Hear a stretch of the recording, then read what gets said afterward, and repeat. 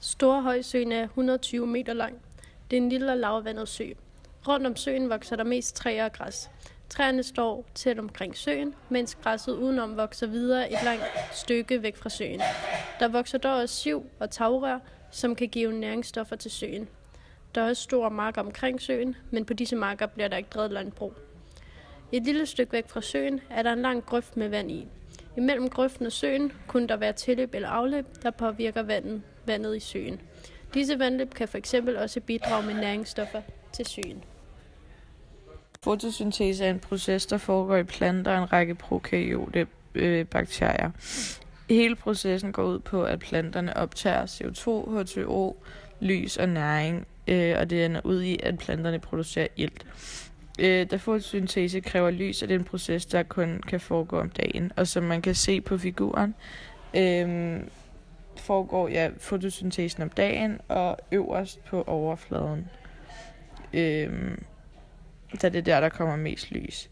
Respiration er, når planterne optager næringsstoffer. Energien fra glykosen bliver overført til ATP, hvilket hjælper planten med at optage de forskellige næringsstoffer. Under processen spaltes glykosen, der bliver brugt til iltforbrug, til kuldioxid og vand.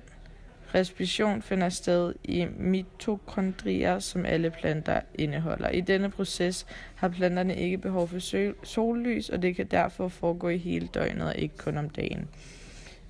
Respiration foregår mest på bunden af søen, da det er der er den har mindst behov for lys, og så foregår det også om natten. Okay, billede 1. På billede 1 ser man den næringsfattige sø. Der er ikke så mange alger i toppen, så derfor kan sollyset nå ned til bunden og skabe vækst dernede. Hvilket så vil sige, at dyreplankton, som fiskene de skal have, og rovfiskene, som så skal have den fisk, som spiser plankton, de dør, på grund af, at der ikke ligesom er nok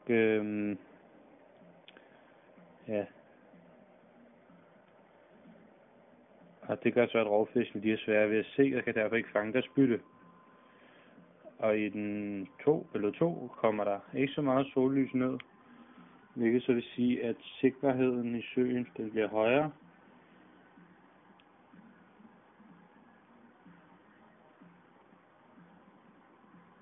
Ja, den bliver højere. Artsdiversitet er antallet af arter inden for et afgrænset eller bestemt område. En høj artsdiversitet betyder dermed, at der kan leve mange forskellige arter i området.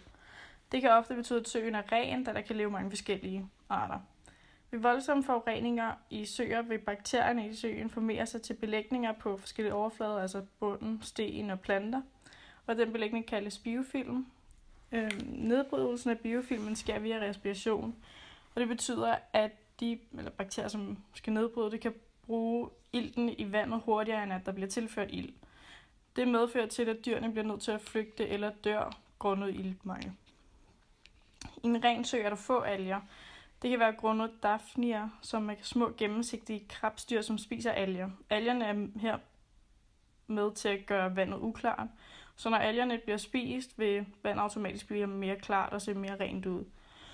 Modsat er nogle af de synlige kendetegn ved en forurenet sø, at vandet er grønt, grumset og uklart, blandt andet på grund af alger. Og en sø kan selvfølgelig også være skidt ud på grund af jordbund i en sø. Hvis vi eksempelvis kigger nærmere på forurening og renvandsindikator, er renvands- og forureningsindikator organismer, som er karakteriseret i det, at de kan leve under specielle forhold. En renvandsindikator kunne eksempelvis være en døgnfluenymfe, som kun kan overleve i rent vand, hvor i en forureningsindikator kan leve i uforurenet vand. Dette kunne eksempelvis være en rød dansemyggelarve, røde forureningsorme eller en rottehalelarve.